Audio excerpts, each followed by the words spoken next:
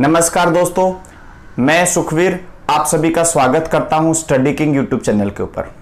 दोस्तों, आज मैं आपके सामने कुछ बेहतरीन फैक्ट्स लेके आया हूं, कुछ ऐसे इंटरेस्टिंग चीजें लेके आया हूं जिसको जानकर शायद आप हैरान रह जाएं अगर आपको पहले से इनके बारे में नहीं पता है। तो मैं उम्मीद करता हूं कि आपको ये 5 पॉइंट मैं आपको बताने वाला हूं, 5 ऐसी चीजें बताने वाला हूं जिसको जानकर आप शायद हैरान हो जाएं, या फिर ये बहुत ही कॉमन सी चीजें थी शायद जिनके बारे में आपने कभी सोचा नहीं होगा।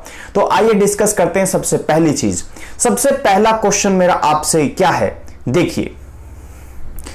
सबसे पहला क्वेश्चन है, टाई को हिंदी में क्या कहते हैं?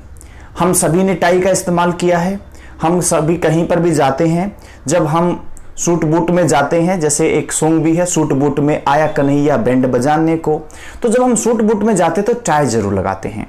तो मेरा आपसे क्वेश्चन ये है कि क्या आपने कभी ये सोचा कि इसको हिंदी में क्या कहते हैं? तो मैं अब आपको बताता हूं कि इसको हिंदी में आखिर क्या कहते हैं। इसको हिंदी में कहते हैं दोस्तों कंठ लंगोट। मैं आपको यह भी चैलेंज कर रहा हूं कि आप ये कमेंट करके जरूर बताएं कि आपके 5 में से कितने जवाब जो है सही थे। ठीक है, अब मेरा क्वेश्चन नंबर 2 है, यानी कि हमारा इंटरेस्टिंग फैक्ट नंबर 2 आपके सामने है। देखिए ये क्या कह रहा है। सेकंड क्वेश्चन है, सीसीटीवी की फुल फॉर्म क्या होती? सीसीटीवी का बहुत ज्यादा इस्तेमाल हो रहा है, लेकिन क्या आपने कभी ये सोचने की कोशिश की, क्या यह आपको पता है कि सीसीटीवी की फुल फॉर्म क्या होती है? तो आइए दोस्तों, मैं अब आपको बताता हूं कि सीसीटीवी की फुल फॉर्म क्या होती है। सीसीटीवी का मतलब होता है क्लोज्ड सर्किट टेलीविजन। जी हां दोस्तों, इसका मतलब होता है क्लोज्ड सर्किट टेलीविजन। मैं उम्मीद करता हूं कि इससे भी आपकी नॉलेज बढ़ी होगी। अब मैं आपके सामने रखने वाला हूं इंटरेस्टिंग फैक्ट नंबर 3। तो देखिए इंटरेस्टिंग फैक्ट नंबर 3 क्या है। इंटरेस्टिंग फैक्ट नंबर 3 में एक क्वेश्चन है, और यह क्वेश्चन ये है कि कलेक्टर को हिंदी में क्या कहा जाता है? जी हां दोस्तों, आपको बताना है कलेक्टर को हिंदी में क्या कहा जाता है। सोचिए सोचिए। चलिए दोस्तों, अब मैं आपको बताता हूं कि कलेक्टर को आखिर हिंदी में क्या बोला जाता है। कलेक्टर को हिंदी में बोला जाता है जनपद का मुख्याधिकारी। जी हां दोस्तों, जनपद का मुख्याधिकारी। अब मैं आपके सामने रखने जा रहा हूं इंटरेस्टिंग फैक्ट नंबर 4। तो कोशिश कीजिएगा कि इसका सही जवाब आप दे पाएं।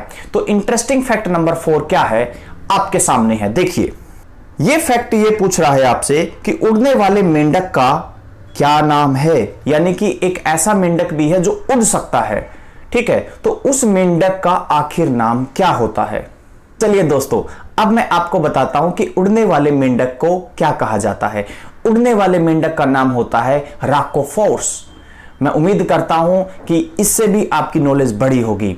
इसी तरह के इंटरेस्टिंग फैक्ट्स मैं आपके सामने लाऊंगा, लेकिन मैंने कहा था आपसे कि अपना स्कोर जरूर याद रखिएगा कितने हुए हैं। अभी तक मैंने आपको 4 फैक्ट्स बताए हैं। अब बारी हमारे फैक्ट नंबर 5 की। तो फैक्ट नंबर 5 क्या कहता है, देखिए।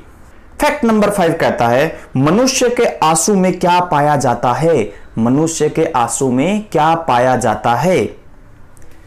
तो दोस्तों, अब मैं आपको बताता हूं कि जब भी हम किसी परेशानी में घिर जाते हैं, जब भी हमें कोई कष्ट होता है, पीड़ा होती है, दुख होती है, तो हम रोते हैं, और रोते हैं तो आंसू निकलते हैं। और अगर कभी वो आंसू गलती से हमारे मुंह में चले जाए तो कैसा टेस्ट आता है। वो टेस्ट क्यों आता है? उसका कारण होता है क्योंकि उसके अंदर, आंसू के अंदर होता है सोडियम क्लोराइड। दोस्तों, सोडियम क्लोराइड जो होता है वो नमक में पाया जाता है, और नमक हमें पता है कैसा होता है। इसी वजह से आंसू जब हमारे मुंह में चले जाते हैं तो उसका स्वाद कैसा होता है? नमक जैसा होता है, नमकीन होता है। ठीक है दोस्तों, तो ये थे आज के इंटरेस्टिंग फैक्ट्स। अगर आपको ये वीडियो अच्छी लगी तो लाइक, शेयर और कमेंट जरूर करके बताएं। अगर आप चाहेंगे तो इसी तरह के इंटरेस्टिंग फैक्ट्स मैं आपके सामने लेके आता रहूंगा। मैं पूरा प्रयास करूंगा कि आपको कुछ ना कुछ नया दे पाऊं। थैंक यू सो मच, शुक्रिया। शेयर जरूर करें वीडियो को। Thank you so much.